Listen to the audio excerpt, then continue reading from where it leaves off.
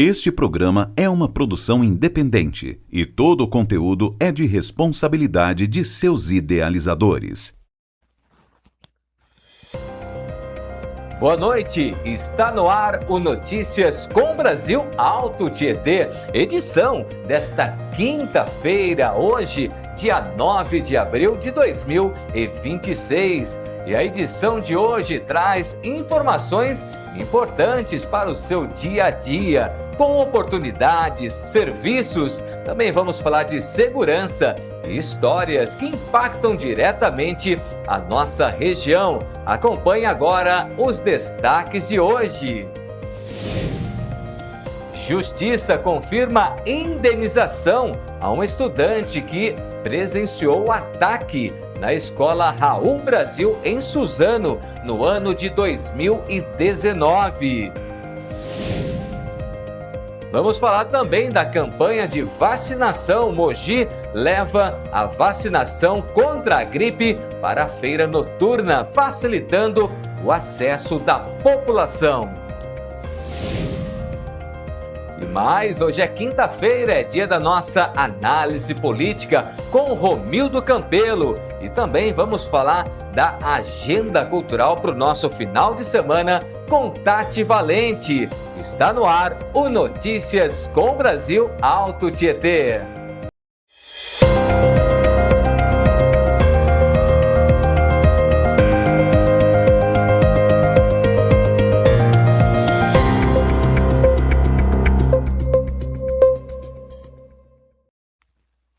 Boa noite. A Justiça de São Paulo confirmou o pagamento de indenização no valor de R$20 mil a um estudante que presenciou o ataque à escola estadual Professor Raul Brasil, em Suzano, ocorrido no dia 13 de março de 2019. A decisão foi tomada pela 7ª Câmara de Direito Público do Tribunal de Justiça de São Paulo. Na época, o estudante estava em sala de aula quando 2 atiradores invadiram a escola e abriram fogo. O ataque deixou 7 mortos e 11 feridos, sendo considerado um dos mais graves episódios de violência escolar no país. Segundo o processo, o jovem desenvolveu traumas psicológicos importantes, com dificuldades no convívio social e também atraso no retorno às atividades escolares. Os desembargadores entenderam que o Estado tem responsabilidade pela segurança dos alunos durante o período escolar e rejeitaram a tese de que o caso seria um evento imprevisível. A decisão foi unânime. E a Prefeitura de Mogi das Cruzes realiza nesta sexta-feira, dia 10, uma ação de vacinação contra a gripe na feira noturna no mercado do produtor conhecido como Acobal. O local fica na Avenida Prefeito Carlos Ferreira Lopes, no Mogilar. A vacinação acontece durante o período da noite, acompanhando aí o funcionamento da feira, e podem se vacinar pessoas dos grupos prioritários, como idosos, crianças, gestantes, profissionais da saúde e também professores, além de pessoas com doenças crônicas. É necessário levar documento com foto e, no caso das crianças, a carteira de vacinação. Durante a semana, a imunização continua nas unidades básicas de saúde e também nas unidades de saúde da família. Santa Isabel ampliou o projeto Cidade Leitora, que incentiva o hábito da leitura na rede municipal de ensino. Agora, além dos alunos do ensino fundamental, crianças da educação infantil também passam a receber os kits com livros. As chamadas sacolas literárias serão entregues diretamente nas escolas municipais. O objetivo é estimular o desenvolvimento desde os primeiros anos, com livros interativos, educativos e voltados à formação emocional e cognitiva. A orientação para os pais é acompanhar, incentivar a leitura também em casa. E agora vamos para um breve intervalo e já eu volto com mais notícias e informações para você. Enquanto isso, você acompanha a previsão do tempo aqui para a nossa região.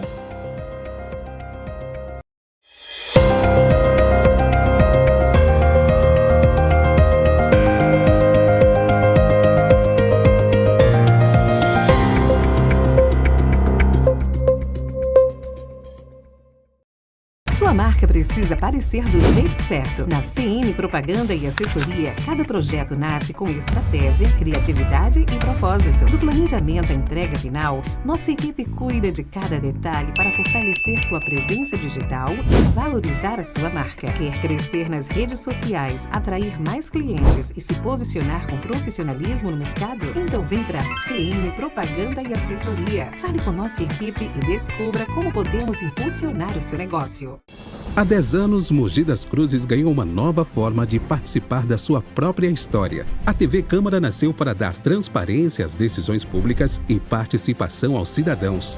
Nesses 10 anos, ampliou o debate e levou informação de qualidade à população. Foram inúmeras sessões e audiências transmitidas, desde a primeira transmissão em 2015, sempre ao lado da população. TV Câmara Mogi das Cruzes, 10 anos escrevendo o futuro da cidade. A emoção está de volta à tela da Com Brasil. Indy Next, a categoria que revela os novos talentos da Fórmula Indy. E o Brasil está na pista com o piloto Caio Collet. Você vê tudo com exclusividade aqui na Com Brasil. Vamos torcer juntos. Indy Next, Com Brasil é melhor.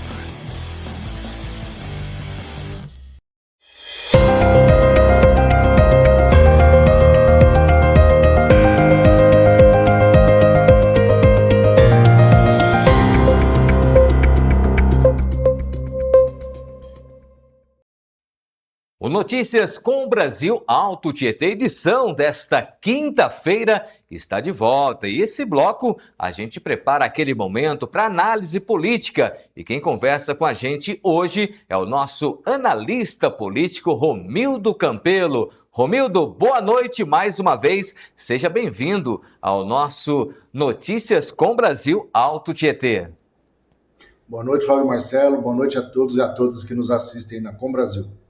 E agora a gente pode falar um pouco mais com propriedade em relação à política, né? Uma vez que já fechou aí a janela partidária e a gente já tem uma noção, né, dos pré-candidatos aí, tanto à presidência quanto também ao Estado, ao Senado. E hoje vamos falar, né, sobre os candidatos e candidatas ao Senado do Estado. São 2 vagas, né, nessas eleições, e a gente está vendo aí uma movimentação grande, e agora a gente está tendo mais um nome à disposição, né, que é a Marina Silva, que vem aí pelo partido Rede. Gostaria que você comentasse como está esse cenário, que está um pouco mais embolado do que ao governo do Estado, né? A gente vê aí mais candidatos da esquerda do que à direita, vamos se dizer assim. Como você tem uma visão aí, né, dos candidatos ao Senado aqui no estado de São Paulo, Romildo? Cláudio, assim, existem várias questões em aberto ainda na disputa ao Senado pelo estado de São Paulo. Lembrando, como você colocou, que são dos 3 senadores, nessa eleição nós temos que eleger 2 senadores. Os 2 senadores que disputariam a eleição desse ano não serão candidatos. O senador Giordano, que era o suplente do Major Olímpio, não vai disputar a reeleição, e a Mara Gabrilli já anunciou que será candidata a deputada estadual. Então, as novidades, ou seja, nós teremos uma renovação integral do Senado por São Paulo, lembrando que o outro senador é o astronauta, que não disputa essa eleição porque o mandato é de 8 anos. Então, nós temos hoje, na esquerda, Simone Tebet como candidata oficial da esquerda, e 2 outros nomes que se colocam, a Marina Silva pela Rede E o Márcio França, também pelo PSB, onde está a Simone Tebet, se autolançou candidato ao Senado nessa semana. Eu digo se autolançou porque não teve uma adesão imediata do presidente Lula e do bloco de esquerda. Ele se autolançou. Então, teremos aí um impasse, uma dúvida, como fica a Marina Silva e o próprio Márcio França nesse cenário. Do lado da direita, aí é uma enorme quantidade de candidatos ao Senado. O nome que inicialmente saiu foi o Derrite, que é deputado federal e era secretário de Segurança. Você tem o Ricardo Salles, pelo Novo, como um candidato. Você tem aí a dúvida do PL, que se fala no Coronel Ricardo Melo, que é o vice-prefeito de São Paulo, e tem o André do Prado, como um outro forte nome do PL candidato. O outro nome que aparece bem atrás é o Paulinho da Força do Solidariedade, aparecendo hoje com 0,5%. Então, o Senado tem um cenário aí bastante embaralhado, muitos candidatos. Isso vai afinar, afunilar mais para frente, mas será uma grande disputa aqui no estado de São Paulo. Você acha que o Márcio França, colocando o nome dele, né, à disposição ao Senado, não é para forçar uma vice-candidatura do Haddad, uma vez que o Haddad, né, ele iniciou agora, né, seu trabalho, vamos dizer assim, político em São Paulo, de marketing que eu falo, né, como candidato, se colocando à frente como pré-candidato ao governo do estado, já está ali nas pesquisas com empate técnico, né, com o Tarcísio, que ele estava surfando sozinho, vamos dizer assim, né, dava a ele já a eleição no primeiro turno, né, ele venceria no primeiro turno, mas agora que o Haddad apareceu realmente como candidato, as pesquisas mostram que eles estão ali com empate técnico. Você acha que isso não brilhou os olhos do Márcio França, né? E aí ele se coloca ao Senado para tentar chegar a ser vice do Haddad?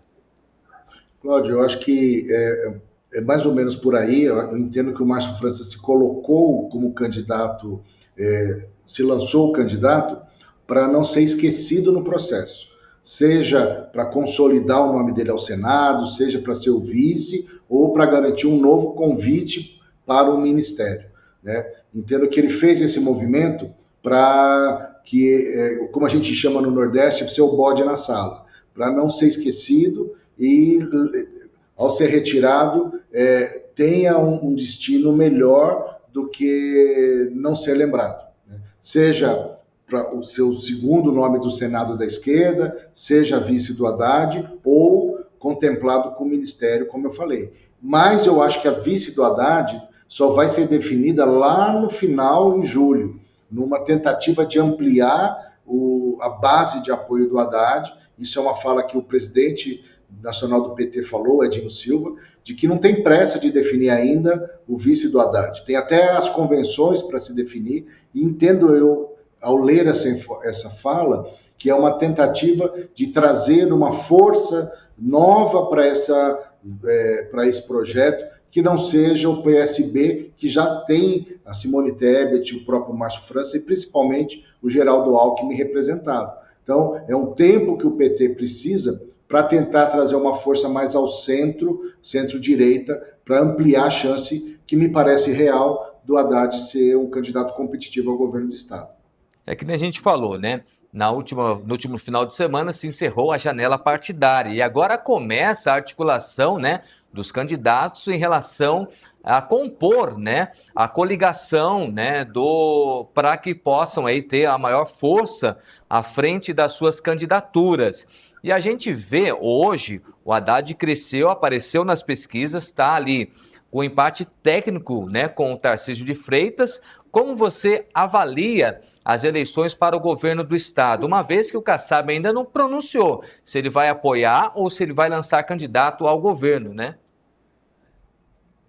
Cláudia, a situação da candidatura ao estado de São Paulo mudou muito no último ano. Há um ano atrás, o governador Tarcísio de Freitas, se fosse candidato há um ano atrás, estava eleito no primeiro turno, né? Os números mostravam isso. E, ao mesmo tempo, ele tentou se lançar candidato a presidente da República, né? Ele hoje nega, mas é muito claro todo o esforço, todos os movimentos que ele fez para tentar ser o candidato da direita que foi escolhido depois, o Flávio Bolsonaro. E esses elementos, somados ao pedágio, à venda da Sabesp, e o problema da segurança pública que está no estado de São Paulo hoje, essa vitória no primeiro turno se mostra hoje muito difícil e talvez até improvável que aconteça.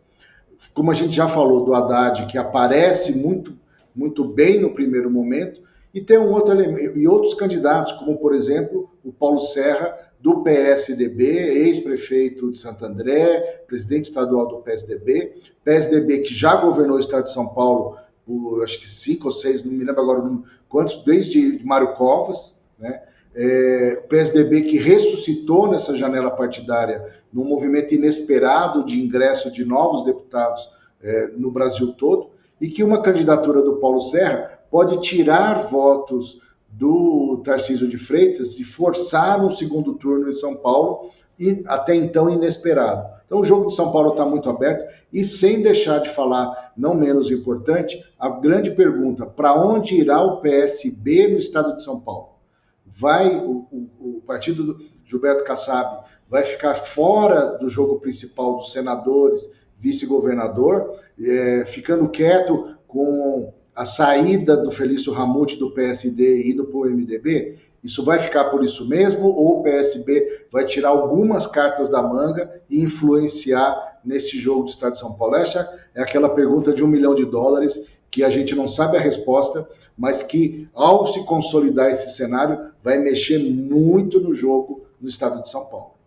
O Ramute também, que já foi do PSDB, estava no PSD, agora foi para o MDB, né? E aí deixou de fora, né? Como você disse aí, o PSD, né? Dessa jogada aí, junto na coligação aí com o Tarcísio de Freitas, né? Então aí o Kassab ficou quieto, a gente não vê ele, né, se manifestando sobre isso, até agora a gente não viu ele falando sobre nada, então há a possibilidade de ele lançar um candidato, né?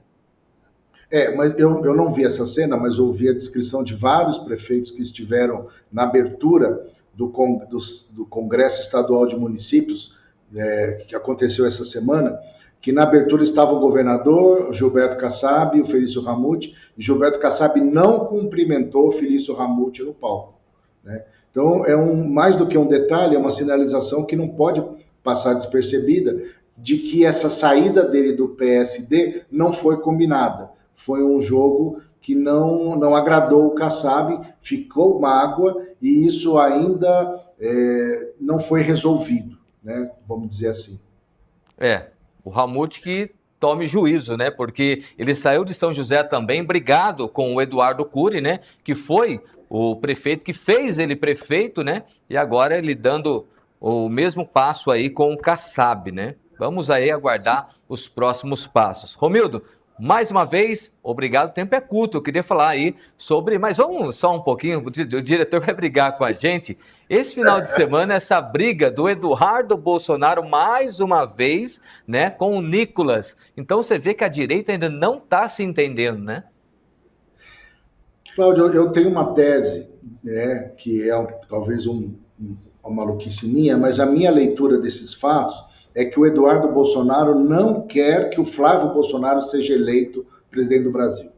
A minha leitura desse comportamento é que o Eduardo está sabotando a campanha do Flávio para que o Flávio não ganhe e ele, Eduardo, seja o candidato lá depois do segundo mandato do Lula, quando ele não poderá mais ser candidato. A impressão que me dá do comportamento, das atitudes do Eduardo, são essa, que ele quer sabotar o Flávio, não quer que o Flávio se viabilize, nem o Nicolas, está inviabilizando todo mundo, para que ele seja a alternativa lá na frente da direita, da extrema-direita.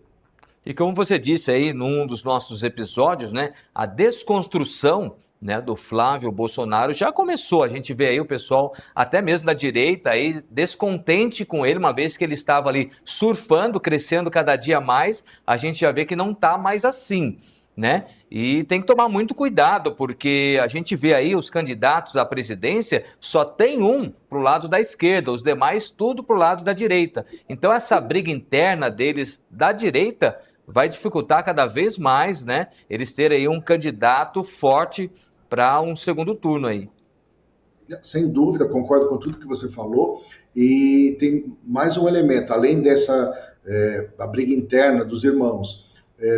O PT não começou a bater, não começou até então, estava esperando a janela partidária, a desconstrução do Flávio Bolsonaro e a questão do PSD ter escolhido o Ronaldo Caiado. Porque o eleitor da direita, que não se sentir representado pelo Flávio, tem para onde migrar, que é o Ronaldo Caiado. Então, essa sangria direcionará todo esse eleitorado para o Ronaldo Caiado, o que vai dificultar a vida do Flávio aí.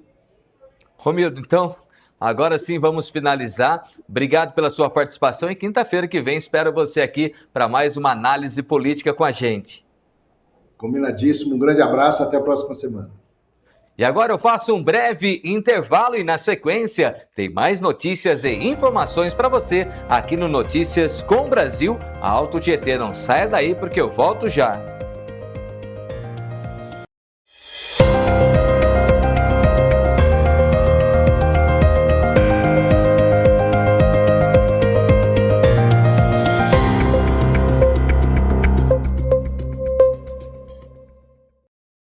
Se o ano está passando depressa, espere só até eles chegarem. Vem aí, Indy Next e IndyCar 2026. São Petersburgo, Phoenix, Arlington,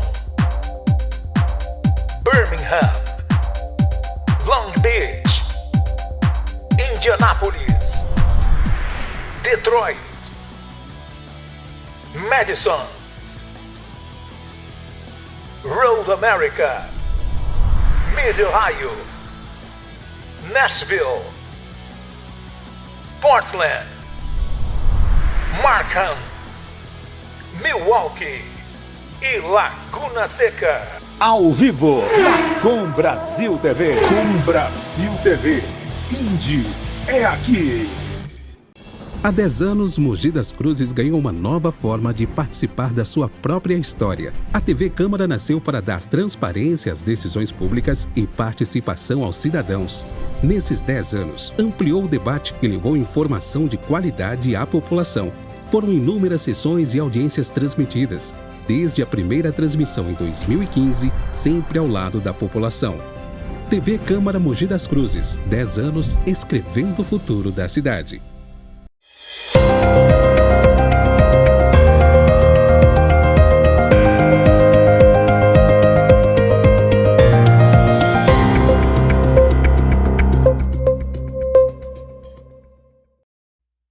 O Notícias com Brasil Alto Tietê está de volta com a edição desta quinta-feira. E Arujá lançou oficialmente o projeto do Parque Permanente de Flores e Plantas nesta quarta-feira, dia 8. A iniciativa é liderada pela Flord e será implantada na sede da associação. O investimento inicial é de R$ 740 mil com recursos do programa estadual SP Produz. A previsão da inauguração é no dia 15 de agosto, durante a Expo Flord. O espaço será aberto ao público e contará com jardins, estufas e áreas acessíveis, com a expectativa de receber cerca de 45 mil visitantes por ano. E a cidade de Biritiba-Mirim abriu inscrições para os Jogos da Melhor Idade, que acontece agora em 2026. Podem participar moradores da cidade com mais de 60 anos. O evento será realizado em julho na cidade de Taubaté. Os interessados devem procurar a Prefeitura de Biritiba-Mirim ou a Secretaria de Esportes do município para realizar a inscrição. Em alguns casos, é necessário apresentar documento e atestado médico. E a Prefeitura de Poá realiza uma seletiva de voleibol no dia 13 de abril. A avaliação acontece na Praça da Juventude, na Rua Júlio Prestes, número 350. Meninos serão avaliados às 14h30 e as meninas às 16h30. Podem participar jovens nascidos em 2009 e 2010 e é obrigatório apresentar documento com foto. E agora eu faço mais um intervalo e na sequência tem mais notícias e informações para você. Não saia daí porque eu volto já.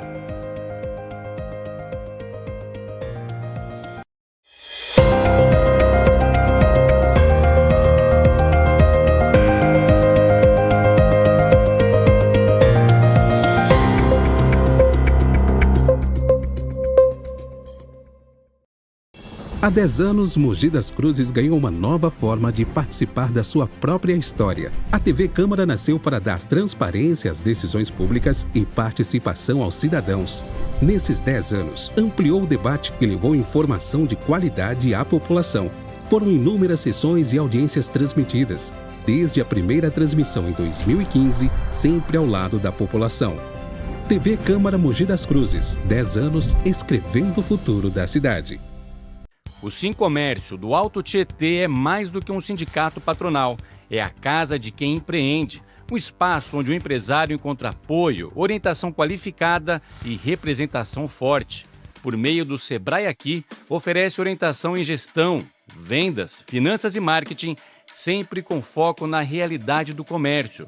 Apoio técnico direto, pensado para quem está na linha de frente do varejo. Sincomércio do Alto Tietê, a casa do empreendedor, o apoio que o comércio precisa para crescer.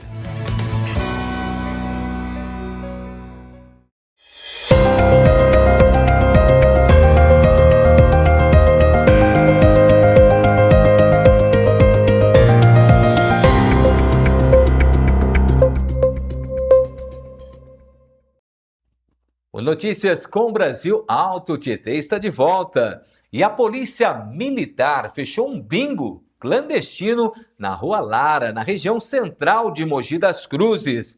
A ação aconteceu na noite desta quarta-feira por volta das 21 horas, ou seja, 9 da noite. E no local foram encontrados 15 apostadores e 37 máquinas de jogos.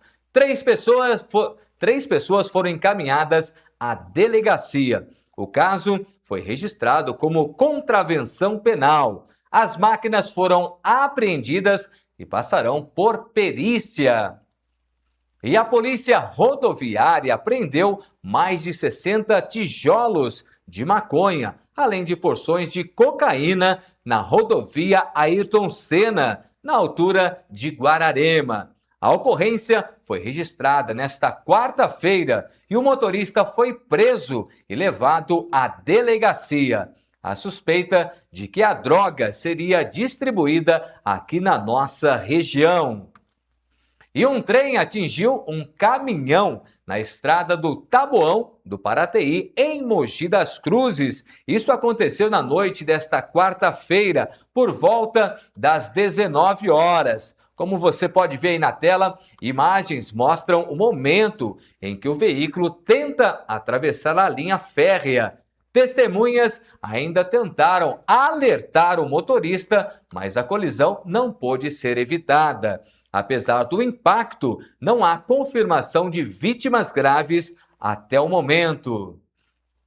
E hoje é quinta-feira, é dia da nossa agenda cultural. E quem traz pra gente mais informações de tudo o que acontece aqui no Alto Tietê é a nossa amiga Tati Valente. É com você, Tati.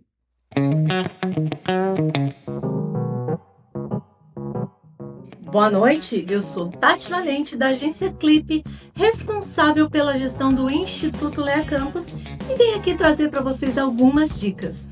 Começa hoje o Suzano Music Festival. O cantor Leonardo abre a programação que conta ainda com os shows de Murilo Huff, a dupla Maiara e Maraísa, Léo Santana e o encerramento no domingo fica por conta do grupo Roupa Nova. A entrada é solidária e os alimentos devem ser trocados por ingressos nos pontos de troca, como o Paço Municipal, o Mercado Municipal de Suzano e o Suzano Shopping. Amanhã o Espaço Cultural Iaiá abre suas portas em Mogi das Cruzes com a proposta de unir arte, música e convivência cultural. A partir das 18 horas tem discotecagem com Sérgio Jomori e a salsa toma conta do lugar, com a apresentação da musicista Juliana Rodrigues a partir das 20 horas. Nos dias 11, 12, 18 e 19 de abril acontece a 39ª edição do Festival de Outono Akimatsuri. O evento, que reúne shows, exposições, culinária típica japonesa, concursos de cosplay de Miss e Mr. Akimatsuri, acontece no Centro Esportivo do Bunkyo, aos sábados das 10 às 22 horas e aos domingos das 10 às 21 horas. Os ingressos custam a partir de R$ 30 e podem ser adquiridos no site Simpla. Fico por aqui e encontro vocês na próxima quinta com mais dicas para o seu fim de semana. Até lá!